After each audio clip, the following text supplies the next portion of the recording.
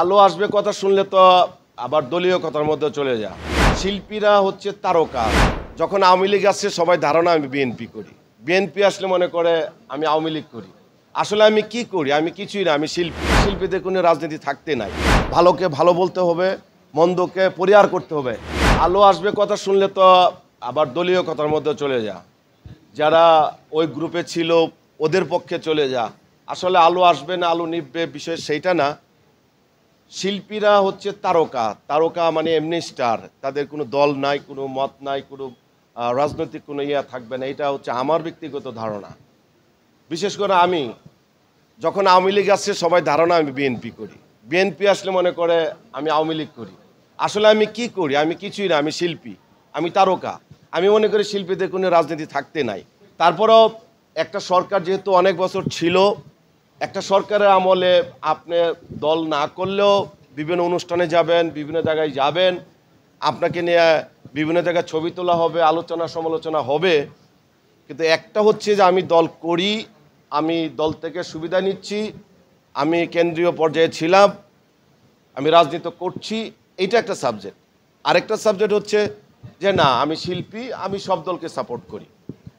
তো যে কথাটা বলল রুহুল আমিন, সেটা হলো আজকের আলোচনায় একটা ক্লিয়ার আমরা পাবো, অ্যান্সার পাবো, যেহেতু সিনিয়ররা এখানে আছেন।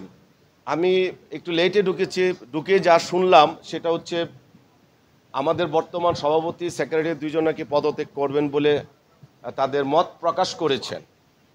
যেহেতু তারা মত প্রকাশ করেছে যে আমরা পদত্যাগ করছি, এখন ফিনিশিংয়ের পথে।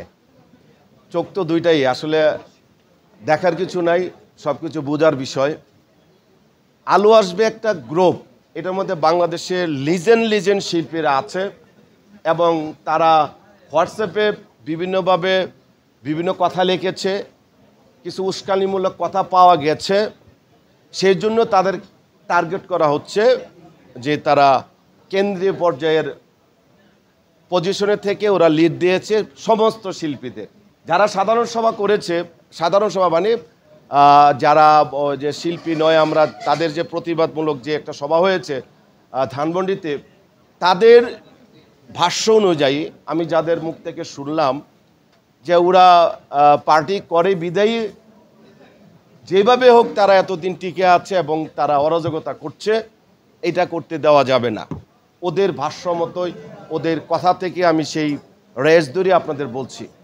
আমাদের প্রত্যেকটা সংগঠন, রাইটার, ডিরেক্টর, প্রডিউসার, অ্যাক্টরস, আমি 4টা সংগঠনের সদস্য এবং সিনিয়র সদস্য, মোটামুটি সিনিয়র সদস্য। তো প্রত্যেকটা সংগঠনের 2 বছর করে মেয়াদ। শুধু এবারই আমি শুনলাম যে তারা এটাকে 3 বছর করেছে। আমি এই বিষয়ে রনক হাসানকে আমি জিজ্ঞেস করেছিলাম যে আপনারা হঠাৎ 3 বছর কেন করলেন?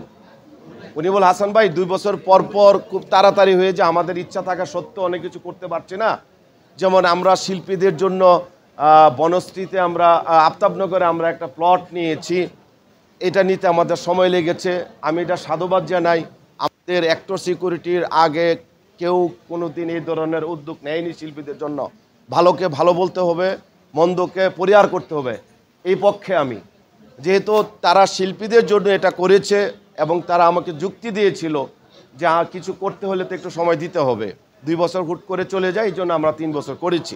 আমি এইটা আর প্রতিবাদ করিনি, যেহেতু তারা পজিটিভলি দেখিয়েছে যে শিল্পীদের ওরা ভালো একটা পিকনিক করেছে।